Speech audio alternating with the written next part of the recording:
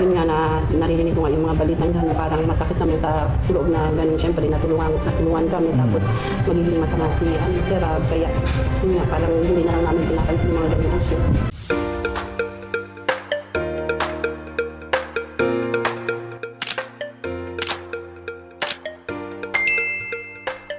Ngayon, isang mapagpalang araw sa ating lahat. Magandang araw at nabi po dyan sa mga silent viewers at mga sulit supporters na palaging nakasubaybay at nakaatabay mga kalingap sa ating mga ina-upload na video. So yan po mga kalingap, meron po tayong pag-uusapan tungkol nga po kung saan ay ito nga po ang tanong ng karamihan, saan ba dapat magpaalam nitong kanan ni Batalero sa kalingap pa o kay Doc Lance. So mga kalingap, huwag nga pong padalos-dalos sa desisyon na ito nga po si Nanay Hansel, matatauan na kaya dito sa kanya nga mapapanood mga kalingap.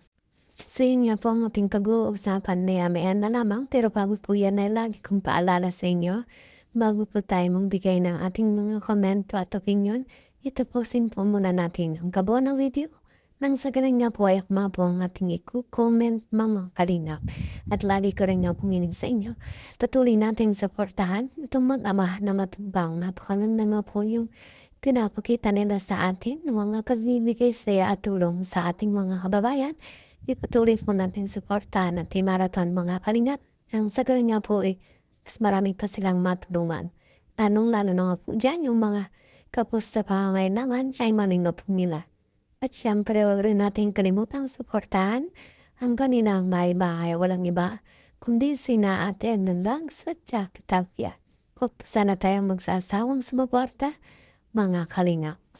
At yun nga po mga kalingap, balik tayo sa ating pag-uusapan na tatanakayin ngayong araw. Patungkol nga po kung saan tanong ng karamihan, Pamilyang Batalero, sanya ba dapat na magpaalam sa kalingap mamba o kay Dr. Lance. Yun nga po ang inaabangan ng lahat mga kalingap na kailangan ding tapusin para mawala na nga po itong issue patungkol sa Pamilyang Batalero na hanggang ngayon nga po ay usap-usapin pa rin.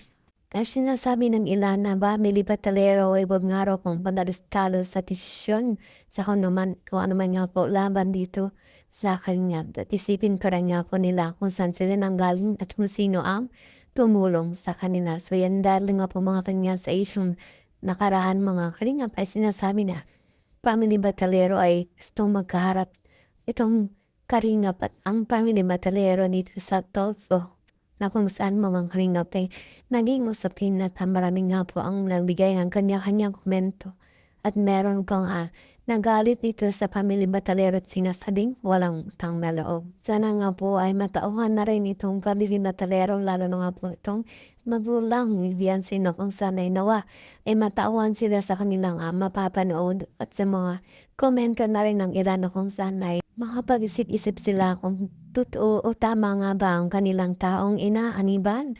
At siyempre mga kaniyang nakikita naman natin na talagang pinapanigan nila itong si Dr. Love at kampi sila dito sa kung ano man ang nilalabas na issue ni Dr. Love ay wala nga po silang inik. Subalit pagdating nga po dito sa kalingap ay halos hindi na nga po nila nakikita yung mga naibibigay ng tulong sa kanila ng kalingap at halos kampi pa nga po sila dito kay Dr. Love. At yun nga po ang kinagagalit ng na kung saan ay nakikita nila yung halaga ng kalingap na itunulong sa kanila, subalit sila nga po mga kalingap hindi nila nakikita yon at ito nga po ang kanilang ganti sa kalingap. Nais nilang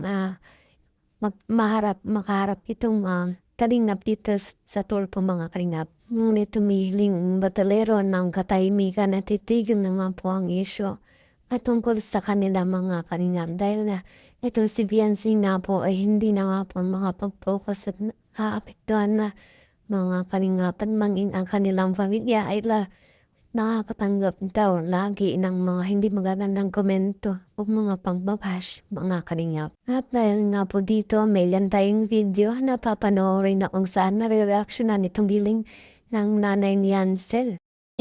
Kung gusto ng katahimikan, huwag sa social media, gawin privado yung buhay. Pero paano po kayo magkakaroon ng katahimikan? Kung kayo po ay binablag at kare-kare po ni Doc sa kanyang live. Hindi na po kayo binablag ng kalingap. Mula pa ilang linggo na lumipas mula pa nang humingi ng dispensa. Na pumunta dyan si Kalingap Rob at sa Edo. Hindi na po kayo binablog. Meron po ba katahimikan? Wala. Bakit? Dahil gabi-gabi. Kung man lang sana ay hindi po kare-karay. Nito ang inyong mga pangalan at ang inyong anak dahil sa kanyang live. Wala problema. Gabi-gabi. Palagi na lang patutsada. Buti sana kung kayo lang ang tinatapik. Buti sana kung simbahan lang ang tinatapik. Mga ka-isyuhan patungkol sa kaperahan. Natin ang hindi nakarating. Kung saan dapat makarating. Viewers, hindi nyo kayang pigilan ang kanilang damdamin. Lalo na ang mga supporters ng Kalingap. Hindi ninyo kayang pigilan kung ano yung gusto nilang sabihin. Matatakpan ng ilong pero yung damdamin yung bitin na tao na gusto nilang magsiwalat. Gusto nilang mag-voice out. Gusto nilang dumipensa. Hindi natin yan kayang pigilan. Kung katahimikan na katahimikan, malalaw tayo sa katahimikan. Sabi ko nga, humingi kayo po ng privacy ba? Humingi po kayo ng privacy. Bakit po? Yung live ni Kuya Bal, pumasok at ang dami comment ng Hansel Jane. Di umano, binababoy, di umano inaapi, di umano malalaman na lahat. Ang dapat malaman. Ang dami. Bakit po? Kaya nga tanong ko legit ba fake? Pero pinapagkano ko kayo. Bakit po? Kapag naka-live, si Doc, ang topic ay negative against sa Kalingap. Kayo po ba? Itong account na ito, kung sino man ito, nagsasaway ba kay Doc? Hindi. May nakakapag-send sa akin ng screenshot at ang sabi pa doon, may galab shoutout sa inyo lahat. Sabi ni Maria, yung account na ito, kumusta po kayong lahat, sana okay po kayong lahat. Pero ang topic ng Doc ay negative. Di umano ko no. Pera, hindi nakarating. Sinasaway po ba? Itong account na nag-chat itong Hansel Jane, sinasaway po ba? Kapag siya ay nandun, kayo hindi. Pero bakit pagka kay Kuya Bala, nag-topic lang naman at may sinusunod at may paglilinaw. Ano ba yung paglilinaw? Ito yung pagpatungkol doon sa announcement ng bida-bida.